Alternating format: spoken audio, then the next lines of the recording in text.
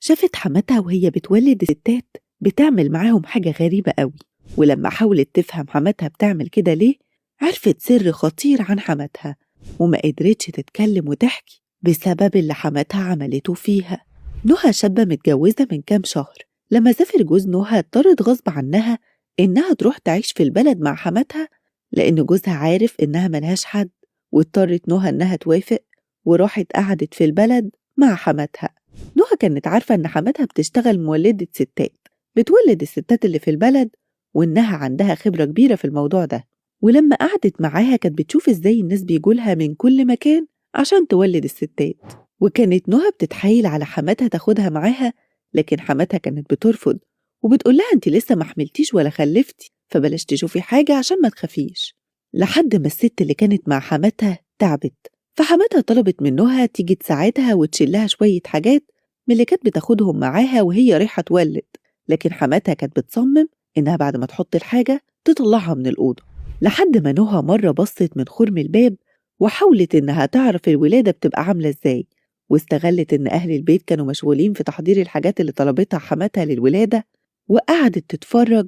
ولما خلاص الست ولدت لقت حماتها بتبص حواليها، وأخدت حاجة من الحاجات اللي خرجتها من الولادة ولفتها في قماش وخدتها معاها. نهى ما فهمتش هي عملت كده ليه، وكانت عايزة تسألها لكن خافت تعرف إنها كانت بتراقبها. بدأت نهى تروح مع حماتها في كل مرة كانت بتولد، ولاحظت نهى إن في كل مرة حماتها بتاخد حاجة وبتلفها في القماش وبتشيلها في شنطتها. لاحظت نهى إن حماتها ست متيسرة جدا، رغم إنها بسيطة لكن كان دايما معاها فلوس. وفي يوم صحيت نهى من النوم ما لقيتش حماتها، ولما رجعت الفجر سألتها كنت فين؟ أنا قلقت عليكي. قالت لها في حد كان هيولد، ولما رحت لقيتها لسه فاضل عليها شوية.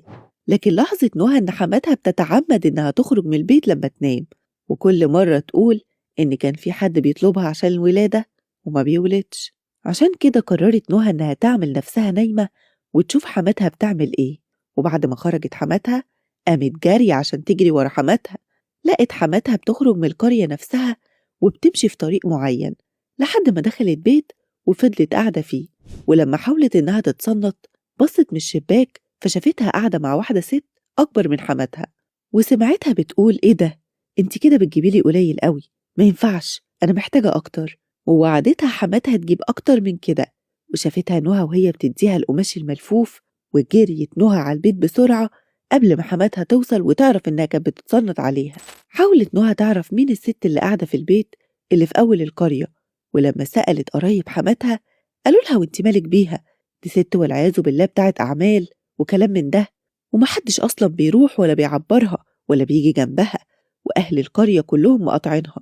وفهمت نهى إن أكيد حماتها بتاخد جزء من المشيمة أو الخلاص اللي بيكونوا بعد الولادة وبيخرجوا من بطن الست لما تولد، وتحط جزء منه في شاش وتديه للست دي عشان بيتعمل بيه أعمال. ساعتها نهى قررت إنها ما تسكتش، واجهت حماتها وقالت لها أنا عارفة إنك بتروحي للست بتاعة الأعمال وشفتك وانت بتديها حاجات بتاخديها من الولادة.